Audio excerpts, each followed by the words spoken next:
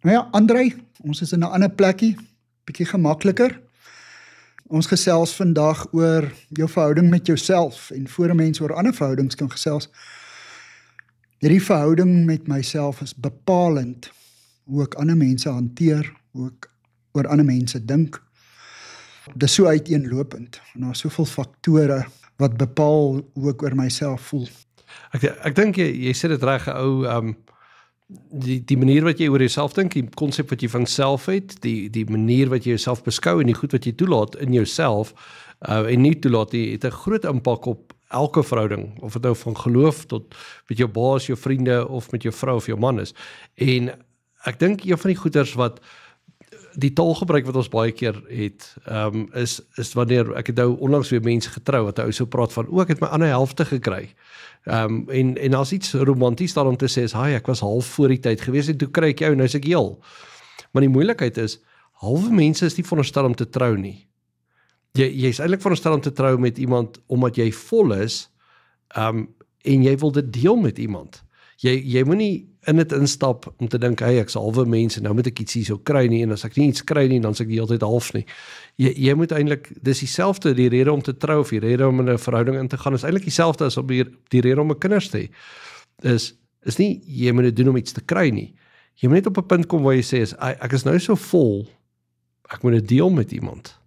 En ek het die reg teen gekry om dit mee te deel. Natuurlik met jou vrou of jou man, nie met jou kinders nie. Jou kinders kan jy nie kies nie. Maar hulle kies jou daarom ook nie. Maar in 'n geval, maar hierdie goeters is so kompleks, want nou om te praat van half en vol, een van die goed wat vir my uitgestaan het is hoe baie dit oor die laaste paar duisend jaar net ontwikkel het, tot op 'n punt waar die manier wat ons praat oor self, sal 1000 jaar terug totaal en al vreemd gewees het, en mense sal na jou gekyk het en gedink, daar is iets fout met jou. Daar is een van 'n duiwel in jou, want hoe jy praat oor jouself maak glad nie sin nie.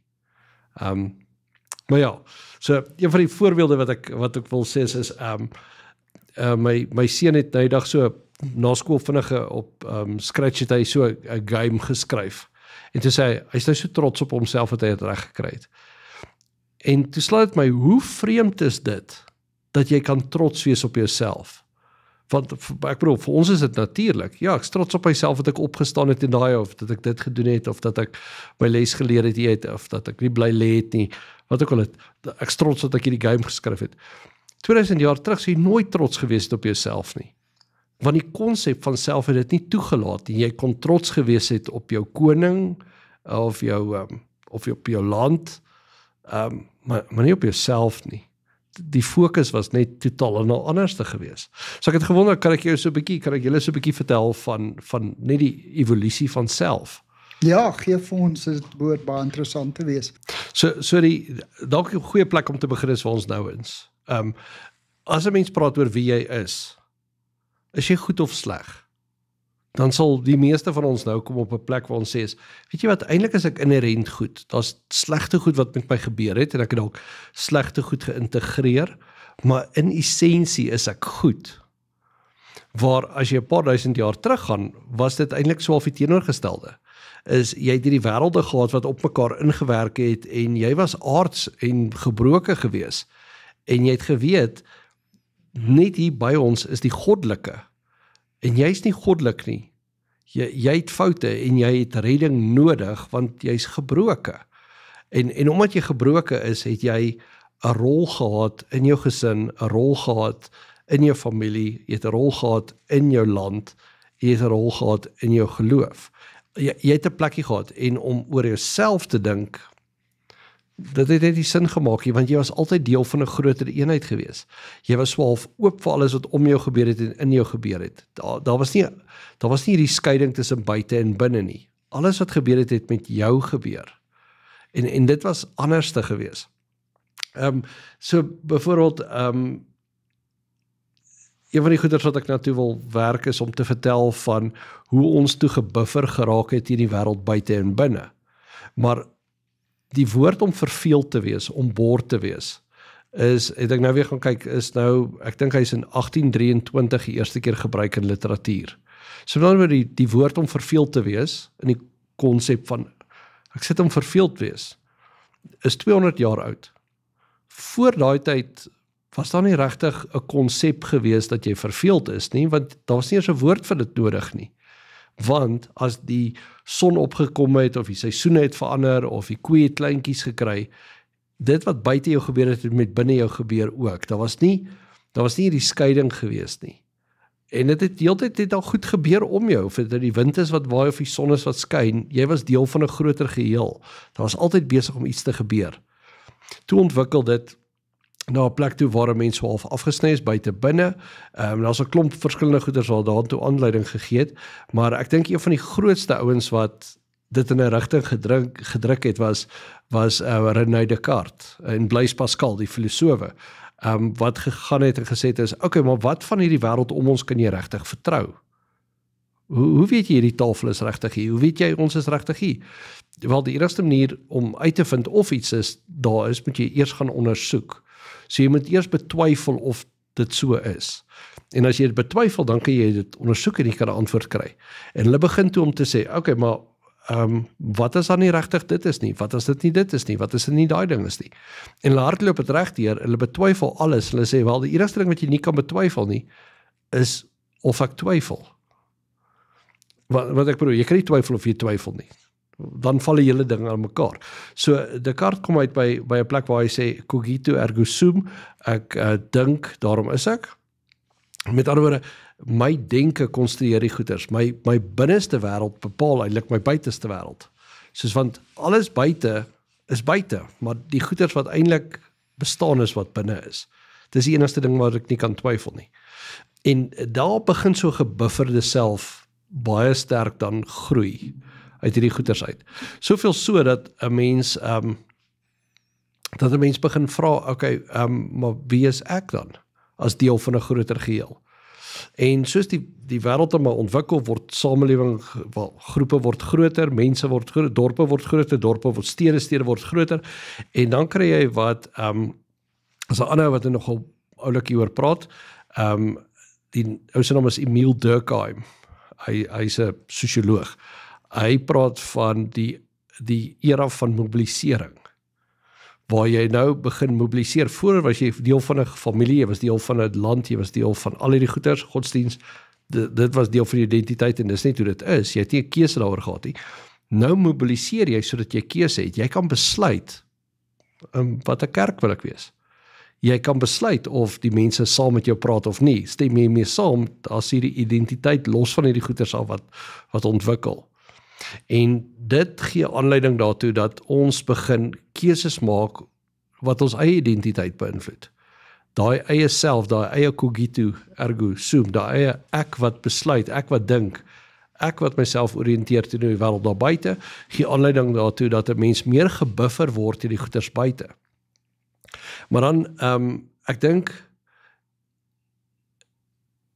as 'n mens teruggaan 2000 jaar, 1000 jaar, wat ook al, was jou identiteit gewees, dis Jesus van Nasaret, Simon die seun van Sirene, wat ook al, of Simon van Sirene, of jy is gekoppel aan jou familie, aan jou legacy, ander goeders het bepaal wie jy is. Nou, groei dit na 'n plek toe waar die verwagting begin ontstaan, dat jy moet sê wie jy is.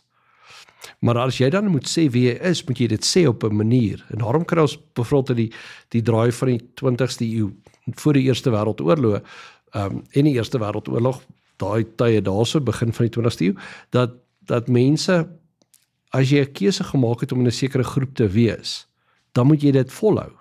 So met ander woorde, as jy 'n fabriekswerker is, en 'n Amerikaner is, of 'n Suid-Afrikaner is, of wat ook al is, dan moet jy nasionalisties wees, jy moet daai ding volhou, jy moet die boksie tik, jy moet 'n sekere haarstyl hê, jy moet sekere klere drag hê, jy moet 'n sekere hoed op jou kop hê, jy moet 'n sekere image hê, om te wys ek is deel van 'n sekere groep.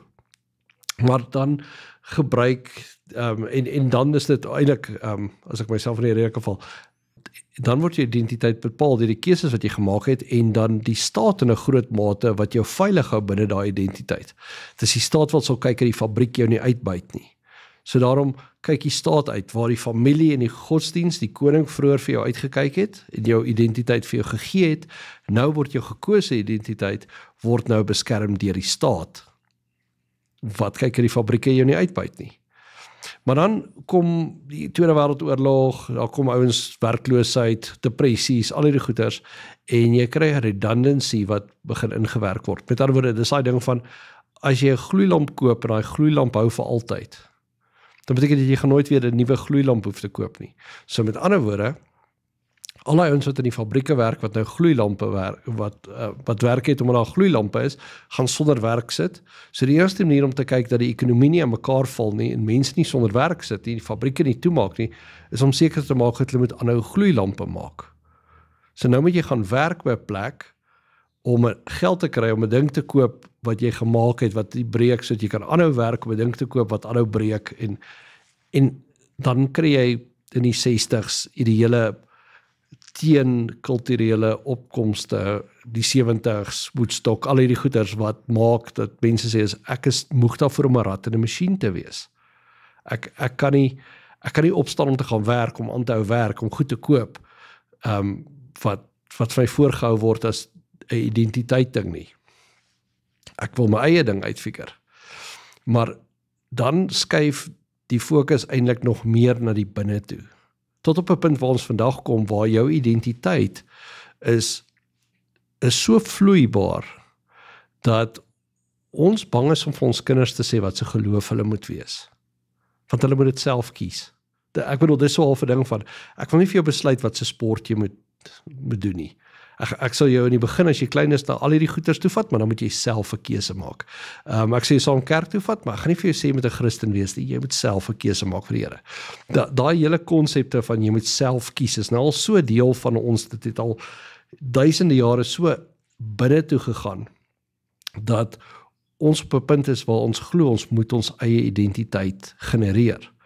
En as dit gaan oor jou eie identiteit, moet dit 'n unieke identiteit wees.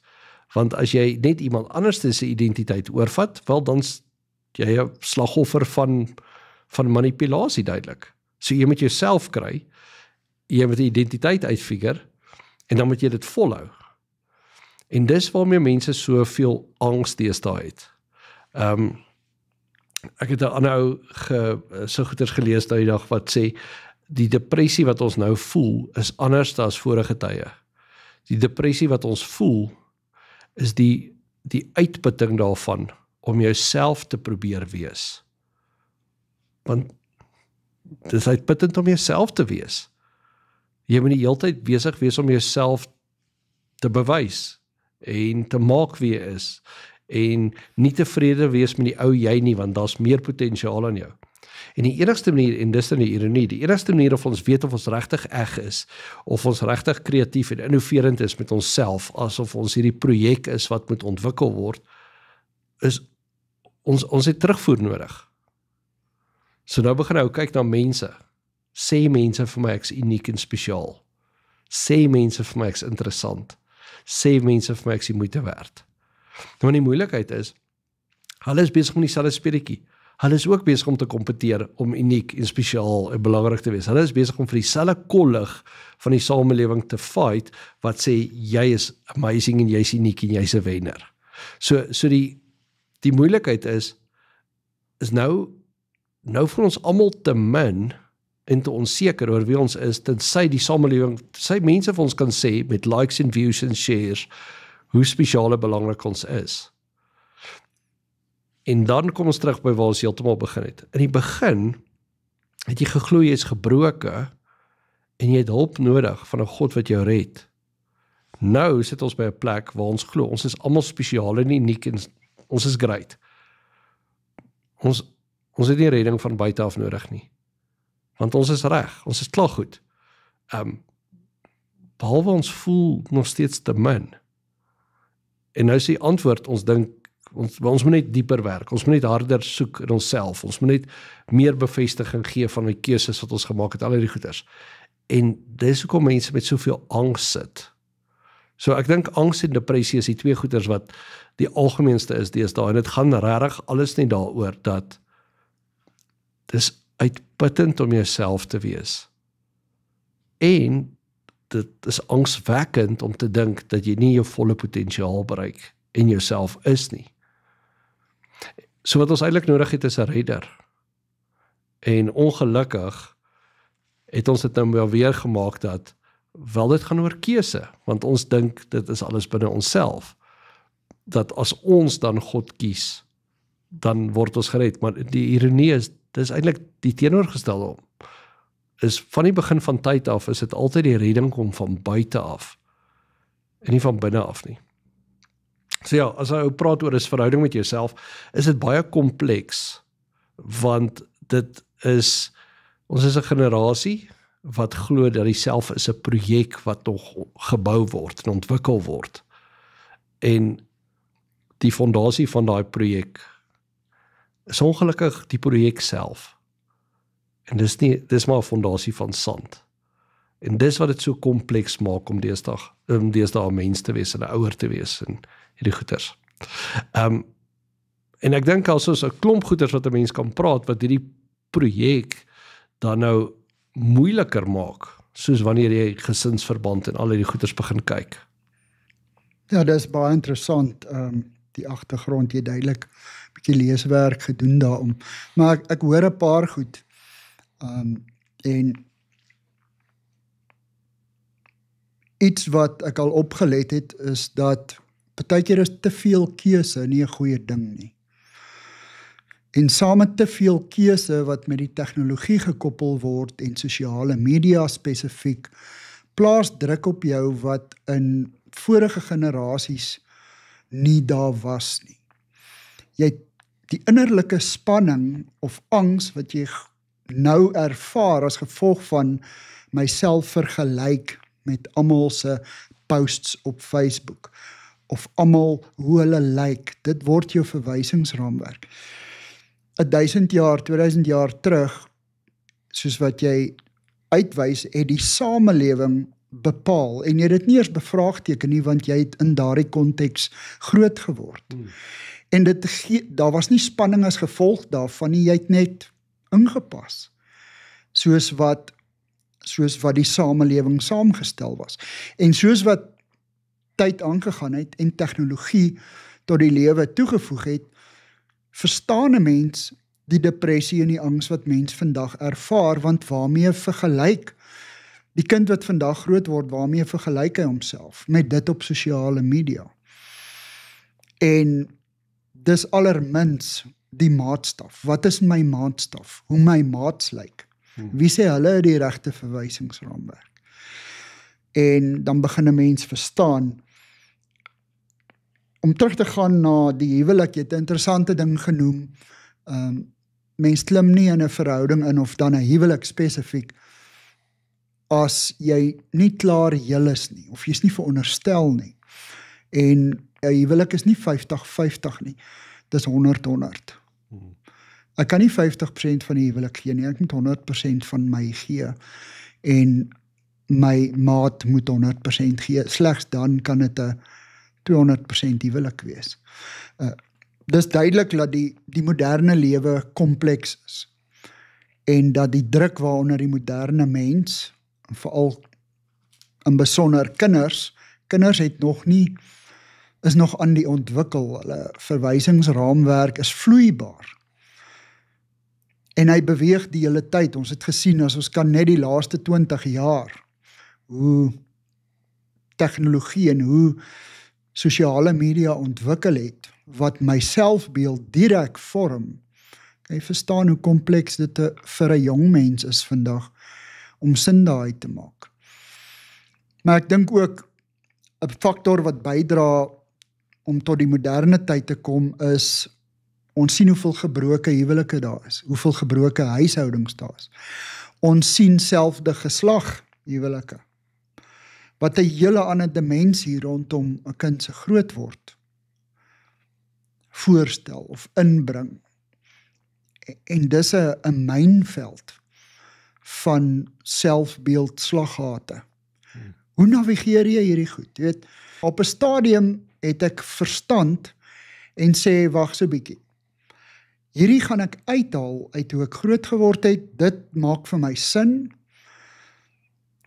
En oor die ander goed dink ek nie was so goed nie. Ek gaan my eie besluite begin neem, sodat ek aan myself kan begin werk.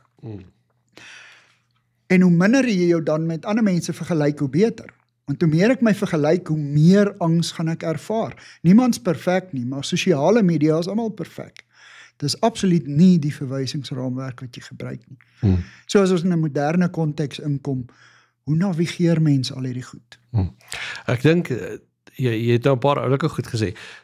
Ek het die dag die kinders gevat vir bowling, en dan kry ons daai guardrails wat so oplig aan die kante, waar as dit nou vir kinders is. So dan beteken dit, jy kan die bal so half gooi afgooi in die gangetjie daar, en as jy skeef gooi, dan stamp jy net so van die rails af. Beteken nie, jy gaan noodwendig al die penne omkry nie, of enige penne omkry nie, maar die bal gaan daar eindig. Hy gaan daar uitkom.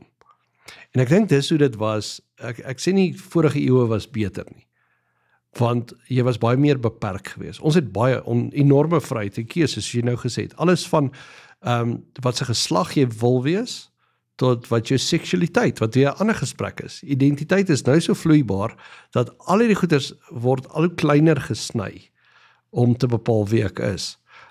Alles word nou al hierdie keuses, alles moet ons oordink. Maar 'n paar 100 jaar terug, het jy ook gay mense gehad.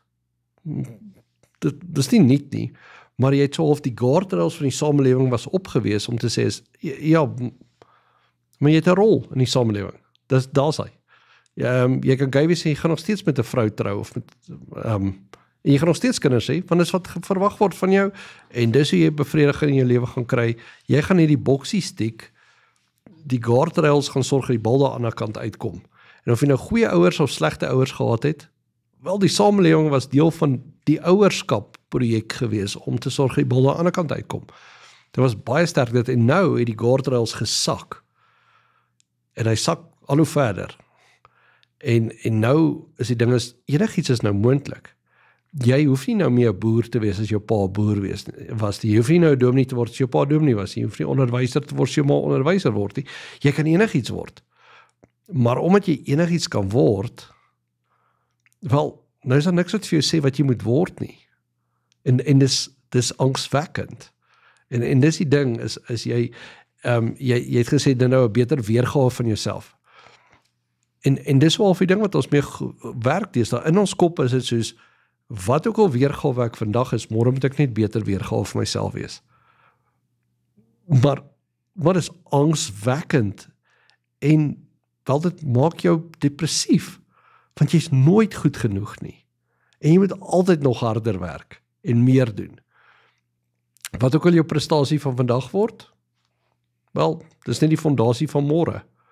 Sien jy, die wenstreep skuif, en dis een van die goeders wat verander het die laaste 100 jaar of so, is as jy na die Tweede Wêreldoorlog 'n werk gehad het, 40 jaar diens by dieselfde fabriek gehad het, vrou, kinders, al het geëet, en jy het jou soet gedra, en jy dan het jy jou goue horlosie gekry na 40 jaar se diens, of wat ook al, dan jy die mylpaal bereik, jy kan op pensioen gaan, en jy kan gelukkig wees, daar's hy. Jy het 'n goeie lewe gehad. Nou vandag, moet jy die hele tyd nog sê, nee, ek is nou 70 jaar oud, maar môre gaan ek bungee jump, want ek is nog jonk van gees, ek werk nog aan volgende weergawe vir myself. Ek is nooit tevrede met wie ek is nie. En dis die ding wat dit so moeilik maak, een is, selfs in jouself is daar nie daai tevredenheid te vind nie. En buite jou is daar 'n samelewing wat vir jou aanmoedig om te sê, wat ook al jy doen is great, dis net nog nie genoeg nie. So, ek gaan wonder dat mense dan ewe skielik al die vrae uit 'n keuse het. Nou moet ek myself diferensieer van ander mense. Okay, so ander ouens het dit gaan doen, so rebel wees is nou al uitgedien, om die hoofmeisie te wees is al uitgedien, om dit te wees is al uitgedien, so nou moet ek 'n nuwe goeders kry. Is ek nie dalk gay nie? Is ek nie dalk wat nie? Jy moet nie altyd nuwe goeders, en ek weet daar's regtig mense wat gay is. Dis net, ewe skielik word die klem op identiteit so sterk geplaas, dat daar altyd 'n vraagteken by is, van is ek nie dalk dit ook nie? Is ek nie dalk autisties nie? Is ek nie dalk neurodivers, nou hierso, op 'n ander manier nie?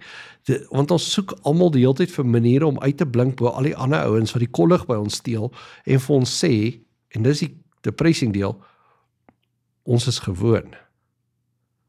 om gewoon te wees, is deesdae 'n vloekwoord. Jy wil buitengewoon wees. En dis wat dit so scary maak nou.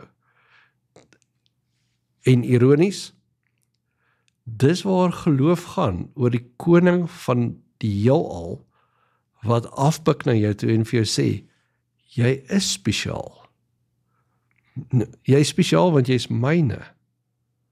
En ek dink dis die innerlike, uiterlike, weet daai stryd, is ons wil onsself spesiaal maak. So ons wil keuses maak en goeders doen en ervarings by mekaar maak, ons wil meer hê, sodat ons nou kan spesiaal wees. En dan ignoreer ons eintlik die goeders wat ons regtig spesiaal maak. En in ons stryd om uit te staan, word ons eintlik soos al die ander mense om ons, wat ook maar net stoei om uit te staan. Jy het 'n belangrike ding nou aangeraak. So, hoe sien die Here ons? Hoe kan ons verhouding met God vir ons help in hierdie mynveld van die moderne lewe? Van al die keuses, almal met wie ons vergelyk. Wat dink hy van ons? Hoe sien hy ons? Want ek dink, as ek myself begin sien soos die Here my sien, gaan baie antwoorde vir my duideliker word. En ek gaan minder met ander mense vergelyk en meer vergelyk met wat wil God vir my hê. Ek dink die goeie voorbeeld daarso, en daar's baie van hulle in die Bybel, kom ek agter, as jy dit eers begin sien, dan sien jy dit oral. Maar is altyd Paulus. Paulus was in 'n ander wêreld gewees, 2000 jaar terug, het hy het nie hierdie soeke na identiteit gehad wat ons het nie, maar hy het 'n soeke na geregtigheid, of na righteousness. Hy wou 'n geregtige man gewees het, iemand wat groot is in God se oë, soos wat Abraham was, of Phineas was, wat hy met 'n spies doodgesteek het, en daar was net twee ouens wat geregtig genoem word in die Bybel, en dis Phineas en Abraham. Abraham wat God sê is, jy is my uitverkore, ek gaan jou groot maak. En Phineas wat op 'n stadium gaan en 'n spies deur mense druk en sê, julle het met heidense volke getrou, die storie, en hy druk sy spies deur twee mense in die grond in. En dan sê almal soos, wow, hierdie Here is nou trots gemaak daar. En Paulus probeer hierdie ding, hy probeer sy identiteit, in ons woordeskat, sy identiteit bou om Phineas. Hy wil vir die Here trots maak. Hy wil die gebrokenheid van hierdie wêreld en homself wil hy na die Here toe vat en meer van die Here innooi. Dis hoekom hy kerk vervolg. Dis hoekom hy wil hê mense moet gestenig word. Dis hoekom hy hierdie goeders doen. En dan verskyn die Here aan hom. En in daai oomblik wat die Here verskyn, sterf iets. Want die Here sê vir hom, die Here wat hy wou trots maak, sê vir hom, hoekom vervolg jy my? En ewe skielik val alles uit mekaar uit. Maar dan in plaas daarvan om dood te gaan, wel, word Paulus opgetel. En genade gewys. En liefde gewys. Deur dieselfde mense wat hy vervolg het, kom op die ouene en sê vir hom, weet jy wat, kom ons leer jou wie Christus is. Kom ons leer jou wie die opgestane Here is. Hy is die ene wat sterf en opstaan. So in daai oomblik van sterf en opstaan is dit Paulus wat doodgaan. En hy besef dit wat hy kan doen is net nie genoeg nie. Hy kry nie dit reg sonder dat die Here dit eintlik bring nie. En ek dink dis die geleentheid vandag, is daar soveel geleenthede om, as regtig die lewe is rof, daar soveel geleenthede om 'n doodstraf te beland. Of dit nou finansiële of emosionele in 'n verhouding is, of waar ook al is, daar soveel geleenthede waar jy in hy selfe doodsoomblik beland, waar Paulus is om te sê, nie gaan ek hier uitkom nie. En die ironie is, jy kan nie daar uitkom nie. En dan daag God op. En hy is altyd oral, maar hy daag op, jy sien hom raak. En hy vat jou gebrokenheid en hy gebruik dit in iets groters. En ek dink dis die ding. Is solank as wat ons dink, ons geloof gaan ons red. Dan is ons nog steeds, en ek weet ek speel nou hierso, maar die realiteit is, om 'n ander beeld te vat, die vrou by die Samaritaanse vrou by die put. Ek bedoel, sy daag al by die put op. En dan sê Jesus vir haar, ek gaan vir jou die lewende water gee. Ek gaan vir jou gee dat jy nooit weer dors word nie. Okay, dan rewind jy nou die storie af. So wat het so ver gebeur? Daai vrou het haarself probeer vind. Sy het haar probeer vind by daai ou en by daai plek en by daai storie en by daai alles en sy het haar vingers verbrand oralste. Sy kon haarself net nie vind nie. En toe vind Jesus haar. En toe word sy getuie van die Here wat haar gevind het. En ek dink, die goeters herhaal so oor en oor in die Bybel, of dit nou Hagar is, en of dit nou Sarah en Abraham is, Jakob is, met Jabokstrif of waar ook al dit is die storie is, dinge kom eers in fokus, nie wanneer jy God vind nie, maar wanneer God jou vind. Wanneer hy jou stukke optel. En ek dink, baie keer is ons nog net nie reg daarvoor om te herken hoe stukkend ons is nie. Ons is nog besig om vir onsself te sê, hey, ek doen goed. Ek maak oulike besluite. Ek is uniek en ek is spesiaal en ek's oulik. Ek doen goed. Ek sien so sleg af nie. Ander ouens is sleg af. Ek's okay. Maar die realiteit is, ek het 'n rustigheid daarmee, want ek het 'n vermoede, ons almal kom by daai doodloopstraat so elke nou en dan uit. En dan daag die Here weer op. En hy sê, is jy nie reg vir die waarheid nie. Hier is die wonder, en dit is dat God ken jou beter as wat jy jouself ken. En hy kom vind jou waar jy is. Jy hoef nie op 'n besondere plek te gaan wees om die Here te leer ken nie. Hy weet waar jy is. Al wat jy moet doen is net om hom in te nooi. Want ek dink ook hy's 'n gentleman. Hy forceer hom nie op jou af nie, hy het ons vrye keuse gegee. Maar dit kos iets van jou om te luister. Om sy stem te hoor. Iets anders waaraan jy geraak het is as gevolg van die tegnologie en die enorme klomp inligting waar tot ons toegang het deur Google en die internet en alle universiteite se navorsing en so, as jy sien hoeveel daarvan is aanlyn, dis net ongelooflik. En die moderne mens dink hy weet soveel dat, hierdie kinderstorie van 'n God wat jou red, nee wat, ek weet genoeg om te weet, dit kan nie wees nie.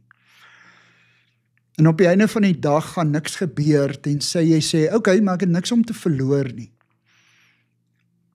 As daar God is, kom ek gee hom 'n kans. Kom ek vra vir hom. Ons hoef niemand te oortuig nie. God doen dit. Ons moet net beskikbare saad wees. En dan kan jy vir jouself besluit, is hierdie 'n veeverhaaltjie of gaan jy God regtig ontmoet en soos Paulus jou lewe onderste bo draai. In Efesiërs spog hy's 'n goeie, ek is 'n goeie fariseer en hy noem die goed waaraan hy voldoen het volgens die fariseërs se reëls. Of die boeke wat hy geskryf het daarna, telke male in elkeen van daai boeke verwys hy vele kere dat sy enigste verwysing waarmee hy hom vergelyk Christus is. En wat Christus vir hom wil hê. En dan het jy nie meer keuses nie. Nou word die keuse maklik, want ek het besluit, wat is my verwysingsraamwerk? En dan haal dit daai druk af. Maar as jou oë op, en vir 'n jong mens is dit soveel moeiliker, as jou oë bly op die verwysingsraamwerk van sosiale media, gaan dit nie goed genoeg wees nie, want baie min van my vriendinne het die Here aanvaar, of van my vriende. So, dit bly uitdaging, maar as jy by die punt kom waar jy God 'n kans gee, gaan baie van hierdie dinge verander. Ek dink, kyk, as ons hy grap hier van wat so gaan, van toe ek klein was, het ek gedink my pa weet alles, en toe word ek 'n tiener, en toe besef ek my pa weet niks, en toe ek in my 20's is, toe kom ek agter, my pa het slim geword die laaste paar jaar, nou weet hy weer iets. So, en ek dink, dis net daai ding, is wanneer, ek voel amper, is nie die Here wat jou lewe op sy kop draai nie. Ek dink die lewe is op sy kop. En ons dink vir onsself, nee, ons gaan die ding uitfigure, ons gaan dit self reg doen. En dan op 'n stadium kom jy agter, nee, niks wat ek hier gaan doen is genoeg nie. Maar die Here is daar. So ek dink, ek het 'n groot rustigheid. Mense dink altyd so half, jy moet nou vir die wêreld gaan vertel wie Jesus is, want anderste, as die nuus nie uit toe kom nie, dan, ek bedoel, wie weet waar gaan hierdie geloof eindig, dalk loop dit nog dood. Maar die realiteit is, God is die wat sy woord dryf, nie ons nie. En solank as wat daar krisisse is, solank as wat daar doodloopstrate is, solank as wat daar kruis is daar opstanding. En ek dink dis die goeie nuus, is wanneer jy op 'n punt kom waar jy agterkom, my verhouding met myself is so uitgelewer aan ander mense wat vir my sê wie ek is, en ek wat dink ek het 'n keuse om te maak oor na wie ek luister selfs. Dan kom die Here en hy sê, okay, maar ek weet wie jy is. Kom ek help jou om jouself te vind. En wat sê die Here? Ons het 'n manier hoe ons met onsself praat, en as gevolg van die baie druk, dink ek is oorwegend, die meeste mense het 'n negatiewe selfspraak, 'n binnespraak, en is moeilik om 'n positiewe mens te word as jy die heeltyd jouself hamer.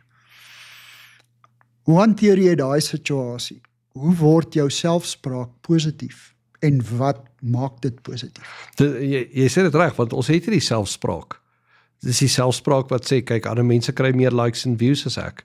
Kyk, ander mense is meer populêr. Ander is slimmer, ander is beter, ander het meer geld, ander het meer geleentheid. Ek bedoel, dis al daai selfpraat wat sê is, ja, ek moet harder probeer. Nou, of, help eers ek probeer nie.